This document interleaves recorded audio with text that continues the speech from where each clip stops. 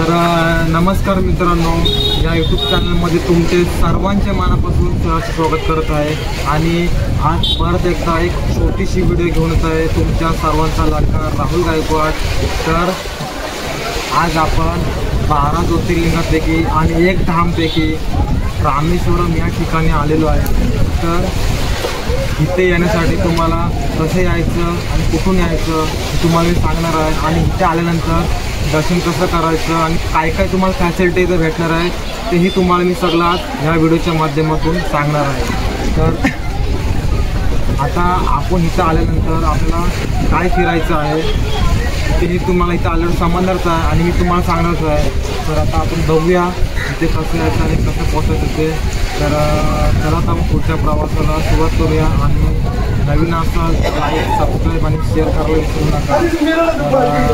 चला आता पुढच्या प्रवासाला आपण सुरुवात करूया आणि सगळ्यांनी बोलायचं हर हर महादेव। तर नमस्कार मित्रांनो, आता आपण CSMT या स्थानकावरती आलेलो आहे आणि आज आपण जाणार आहोत तामिळनाडू राज्यामध्ये रामेश्वरम या ठिकाणी, जे 12 ज्योतिर्लिंगामध्ये एक येते। आणि आता आपण CSMT या 10 नंबर प्लॅटफॉर्म वरती आलेलो आहे आणि आता आपली गाडी सुद्धा लागलेली आहे पाठीमागे, हे बघू शकता गाडी तुम्ही। तर आता 8 वाजलेले आहेत आणि 8 वाजून 35 मिनिटांनी ही गाडी सुटणार आहे आपली। तर ही गाडी CSMT ते नागरकोइल जंक्शन अशी आहे आणि ह्या गाडीचा नंबर 16339 असा आहे। तर आता आपली थोड्याच वेळामध्ये गाडी सुटणार आहे आणि आता आपण बघूया पुढचा प्रवास। तर आणि एवढं लक्षात ठेवा की रामेश्वरमला जाण्यासाठी डायरेक्ट गाडी जात नाही कुठलीही। तर आपल्याला इथून मुंबईवरून मदुराईला जावं लागतो आणि मदुराईवरून रामेश्वरम ही गाडी चेंज करावी लागते। तर आता आपण इथून मदुराईला जाऊ, पहिला प्रवास असा होणार आहे आणि दुसरा प्रवास मदुराई ते रामेश्वरम हा असा होणार आहे। तर आता बघूया लवकरच आपण पुढे जाऊन कसा प्रवास होणार आणि खूप एन्जॉय करणार आहोत। तर चला आता आपली गाडी पण सुटेल।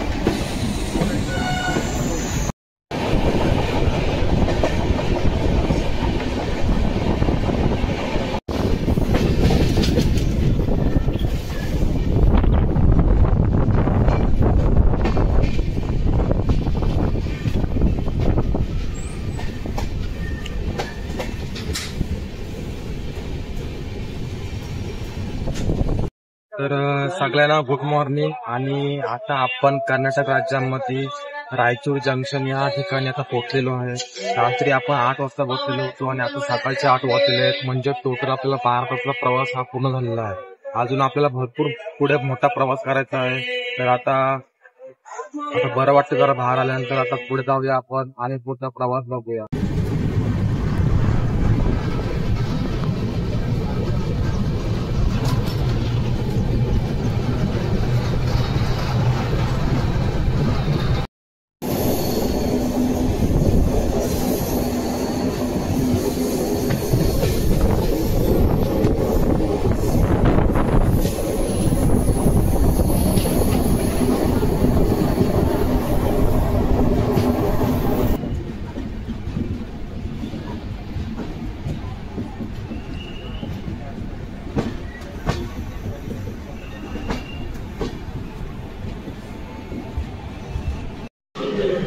तर आता आपण फायनली मदुराई जंक्शन या ठिकाणी उतरलेलो आहे आणि आता आपला जो 1700 किलोमीटर रनिंग ही पूर्ण झालेली आहे आणि 32 तासाचा प्रवास हाही पूर्ण झालेला आहे। तर आता मदुराईवरून आता आपण दुसरी ट्रेन पकडणार आहोत ती रामेश्वरमला जाण्यासाठी। आणि आता मदुराई ते रामेश्वरम हा 160 किलोमीटरचा अंतर आहे आणि आपल्याला आता रामेश्वरम जाण्यासाठी 3 ते 3.5 असं वेळ लागणार आहे। तर आता सकाळी 5 वाजलेले आहेत आणि आपण मदुराई स्टेशनवरती उतरलेलो आहे। आता आपली गाडी 6 ते 7:30ची आहे थोडा आपल्याला 1 तास आपल्याला वेट करावं लागेल आणि मग आपण पुढचा प्रवास चालू करणार आहोत। तर बघूया आता पुढचा प्रवास। आणि आता ह्या प्रवासामध्ये खूप मजा येणार आहे, कारण तिथे आपल्याला जाण्यासाठी एक मोठा ब्रिज लागणार आहे, त्याचं नाव म्हणजे पामवन ब्रिज। हा तुम्हाला मी दाखवणार आहे। तर बघूया आता पुढे जाऊन आपण, तुम्ही पण बघा। आणि खूप भारी ब्रिज आहे तो। तर चला आता आपण जाऊया पुढे। तर चला मित्रांनो, आता आपली गाडी लागलेली आहे मदुराईवरून रामेश्वरमला जाण्यासाठी। तर बघूया आता पुढे।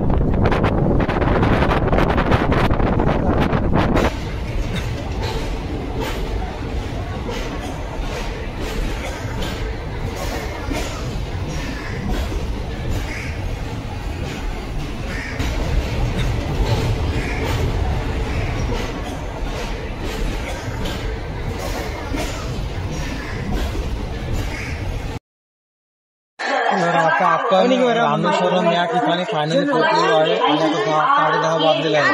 तर आपल्याला कमीत कमी 3.5 तासही लागलेले आहे इथं जायला।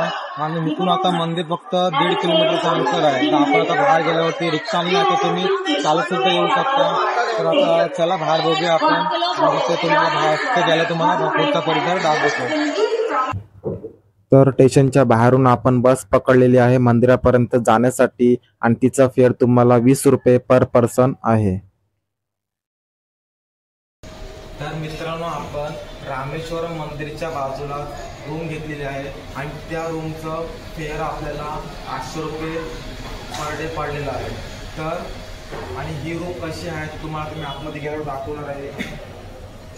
तर ह्या प्रकारची रूम आहे। आपल्याला वरती पीओपी सुद्धा दिलेली आहे आणि इकडे टीव्ही सुद्धा दिलेली आहे आणि ह्या साईडला आपल्याला एसी सुद्धा आहे। तर खूप छान अशी रूम आहे आणि तुम्ही पण या। म्हणजे तुम्हाला कमी याच्यामध्ये फक्त तुम्हाला प्रॉब्लेम काय होणार आहे, बोलण्यामध्ये प्रॉब्लेम होणार आहे आणि रूमचं थोडा ॲडजस्टमेंट। तर आपल्याला आता रूम भेटलेली आहे, आता मस्त फ्रेश होणार आपण आणि मंदिराकडे जाणार आहोत। आणि मग आता फ्रेश झाल्यावर तुम्हाला मंदिरचा परिसर दाखवतो। तर आता आपण फ्रेश वगैरे झालेलो आणि मंदिराच्या ठिकाणी जात आहोत। आता इथे एक आपल्याला गेट लागला, तो तुम्हाला दाखवतो मी। तिथे 22 कुंड असा पाण्याचा कुंड आहे तिथे आपण आंघोळ करून मग मंदिरात जावं लागतं दर्शनासाठी। पण आपण रूमवर आंघोळ केली ना, आता आपण डायरेक्ट मंदिराकडे चाललो आहे। तर तिकडे का जाता येणार नाही आपल्याला, तरी पण बहुतेक बघूया, दाखवण्याचा प्रयत्न तुम्हाला करतो। असं तुम्हाला ईस्ट दरवाजा लागेल, जिथे आतमध्ये जाऊन तुम्हाला 22 कुंडातून आंघोळ करून मग दर्शनासाठी जायचा असतो। आणि इथे जाण्यासाठी तुम्हाला 20 रुपये पर पर्सन तिकीट असते। आता मी डायरेक्ट वेस्ट दरवाजातून एंट्री करणार आहे आणि आपण आता आतमध्ये जाणार आहोत आणि आतलं दृश्य बघणार आहोत मंदिराचं। तर चला आता। रामनाथ स्वामी मंदिर हे तमिळनाडूतील रामेश्वरम या छोट्याशा शहरात आहे। हे शहर हिंदी महासागर आणि बंगालच्या उपसागराने वेढलेले आहे। ते यात्रेकरूसाठी एक प्रसिद्ध ठिकाण आहे। हे शहर हिंदूंसाठी विशेष महत्त्वाचे आहे, कारण ते पवित्र 4 धामपैकी एक आहे। प्रत्येक हिंदूने त्याच्या आयुष्यात भेट दिली पाहिजे अशा 4 पूजा स्थळांपैकी एक रामनाथ स्वामी मंदिर हे शैव आणि वैष्णवांसाठी एक प्रमुख प्रार्थनास्थळ आहे। रामनाथ स्वामी मंदिराच्या बाहेरील दरवाजावर 1212 खांब आहेत। राजगोपुरम हा 53 मीटर उंच मुख्य बुरुज आहे। मुख्य मंदिराच्या सभागृहात हे समाविष्ट आहे। रामेश्वरमधील या मंदिरात मोठ्या वसाहतीमधून जाणारे लांब कॉरिडॉर आहेत। एक कॉरिडॉर 5 फूट उंच प्लॅटफॉर्मवर बांधलेला आहे आणि मंदिराच्या आतील भागाचा अविभाज्य भाग आहे। दुसऱ्या कॉरिडॉरमध्ये तुलई वालूच्या दगडाचे स्तंभ आणि छप्पर आहे. तिसरा कॉरिडॉर जो जगातील सर्वात मोठा आहे पश्चिमेला असलेला सेतू माधव मंदिराकडे जातो. तो अंदाजे 197 मीटर लांब आहे. श्री रामेश्वर मंदिरात 24 विहिरी बांधण्यात आल्या आहेत. मंदिराबाहेर असलेल्या इतर विहिरीमध्ये खारे पाणी आहे आणि तथापि मंदिरातील विहिरींचे पाणी गोड आहे. या विहिरी भगवान रामाच्या बाणाचा वापर करून बनवण्यात आल्या होत्या. त्यांनी विविध तीर्थस्थळांचे पाणी मागवले आणि ते विहिरीमध्ये ओतले, म्हणून या विहिरींना तीर्थक्षेत्र म्हणतात.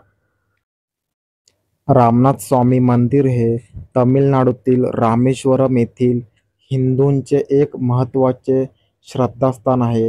येथे भगवान शिवाचे लिंग आहे, ज्याला शिवलिंग देखील म्हणतात, ज्याची भगवान राम पूजा करत असत.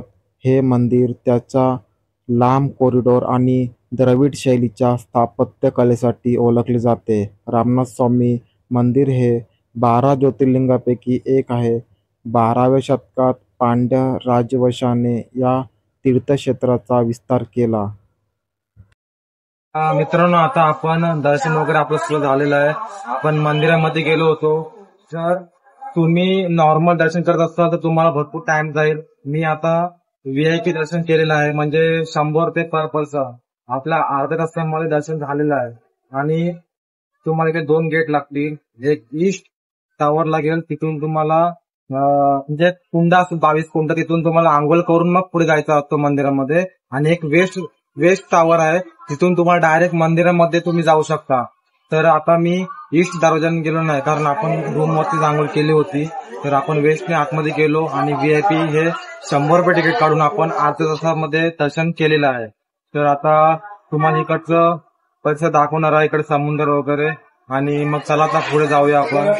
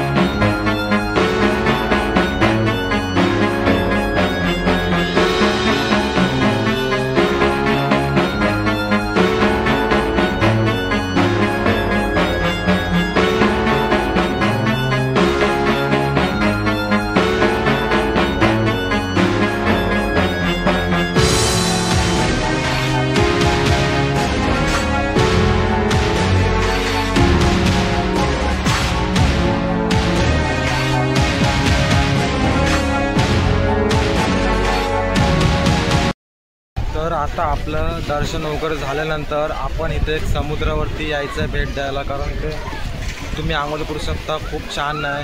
आता आपल्याकडे जून महिन्यामध्ये एवढा पाऊस पडतो. इथे तुम्ही बघू शकता किती ऊन आहे. एवढं ऊन आहे जसं की मे महिन्यात तुम्ही बोलू शकता. तर आता आपण समुद्रावरती आलेलो आणि सगळे आंघोळ करत आहे. तर मित्रांनो, आता आपण धनुषकोडी या ठिकाणी आलेलो आहे आणि मंदिरापासून धनुषकोडी हे 25 किलोमीटरचं अंतर आहे. तर तुम्हाला इथे येण्यासाठी आहे ना, तुम्हाला प्रायव्हेट रिक्षा करावी लागेल, कारण इथे बस वगैरे जास्त येत नाही. रिक्षा करावी लागेल. आणि रिक्षा तुम्हाला म्हणजे कसं आहे, 2 जण असेल, 1 जण असेल तर तुम्हाला 1000-1200 रुपये होतील. 4-5 पॅसेंजर असेल ना तर तुम्हाला परवडेल. तर मग ते रिक्षा आहे ना, एकदम 4-5 जण पॅसेंजर असतील ना परवडतो पण. आणि मग सगळे मंदिर वगैरे तुम्हाला फिरवून आणते परत इकडे. तर मग आता आपण धनुषकोडीवरती आलेलो आणि ते बंगालची खाडी आणि अरबी समुद्र असा बघायला भेटतो. इथं खूप छान नजारा आहे आणि तुम्हाला तिथं दाखवतो मी. त्याला आता बघूया इथे आपण.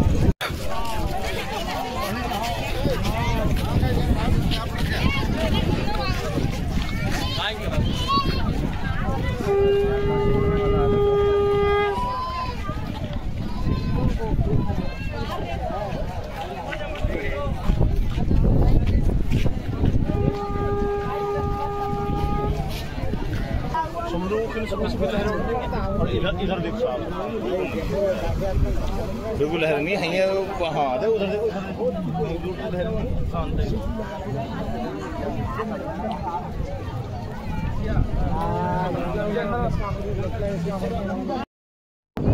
मित्रांनो, हे बघा मी आता धनुषकोडीवरती आलेलो आहे. ही बंगालची खाडी आहे. हिचं पाणी बघा तुम्ही, एकदम शांत आहे. लाटा नाही, काय नाही, एकदम शांत पाणी आहे. आता तुम्हाला इकडं ह्या साईडला बघा, आता रोडच्या ह्या पलीकडे बघा.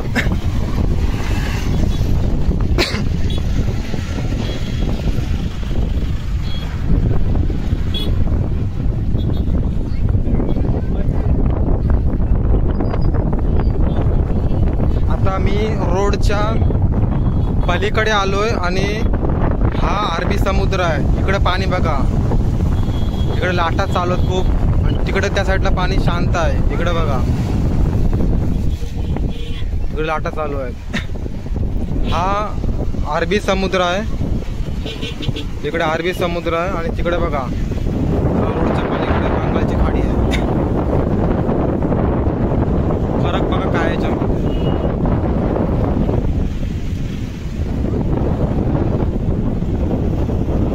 समोर बंगालची खाडी आणि रोडच्या पलीकडे अरबी समुद्र. हिंद महासागर बे बंगाल 2 सागर मिल रहे हैं. बीच में जमीन दिख गया, बालू रेती. ये रेती के अंदर रामसेतु ब्रिज नासा में दिख गया, सुनामी में डूबी गया. फिर बहुत पीछे वन ब्लैक टावर दिख रहे, काला वाला खंबा, that is Sri Lanka light house खंबा. अभी दिख गया, अभी दिख गया. किधर है खंबा? श्रीलंका में स्टार्टिंग पॉइंट 18 किलोमीटर दूर यहाँ से. और उधर पानी थोड़ा मिलता है. ये क्या मिट्टी के ऊपर टावर खड़ा है.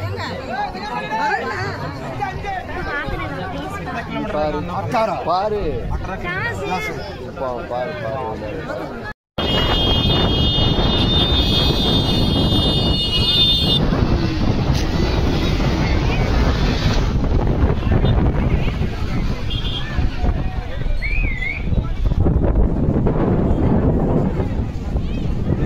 गेलं ते पण त्यांनी काय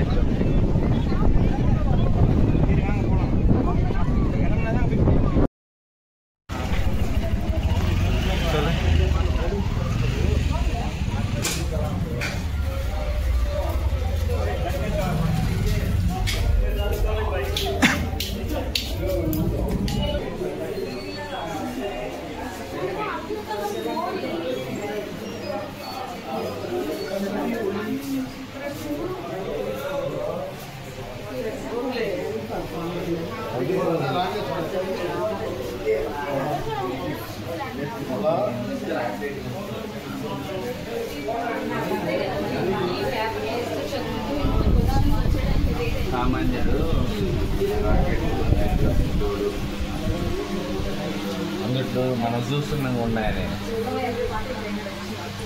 నెహ్రూ ఇందిరాగాంధీ వాళ్ళని చూపిస్తాను కదా.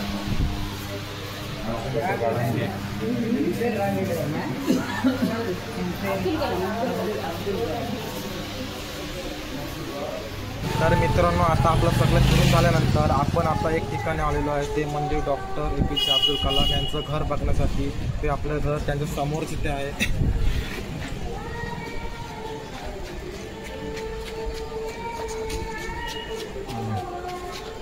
त्यांच्या फर्स्ट फ्लोअरमध्ये सगळ्यांच्या वस्तू, सर्टिफिकेट, त्यांचे जे बुक आहेत, सगळ्या वस्तू ठेवलेल्या आहेत. ते तुम्हाला मी दाखवतो वरती गेल्यावरती. आणि आपण विरोंदी तीर्थम, धनुषकोडी आणि 2-3 मंदिरं असे आपण एक्स्ट्रा केलेले आहेत. तर तुम्हाला हे पूर्ण करण्यासाठी आहे ना, ऑटो तुम्हाला प्रायव्हेट करावीच लागेल, तर तुम्हाला सगळं बघता येणार आहे. आणि आपलं हे सगळं झालेलं आहे. आता हा पहिला जो पार्ट आहे तो रामेश्वरमचा आहे आणि आता दुसरा पार्ट येणार आहे तो कन्याकुमारीचा असणार आहे. तोही तुम्ही बघा. पण रामेश्वरमचा जो ब्लॉग असणार आहे त्याला तुम्ही कसं आहे ते तुम्ही कमेंटमध्ये सांगा आणि लाईक सबस्क्राईब करायला विसरू नका. तर चला आता आपण पुढचा प्रवास आपण कन्याकुमारी असणार तो आपण दाखवणार दुसऱ्या पार्टमध्ये. तर सगळ्यांना धन्यवाद देतो.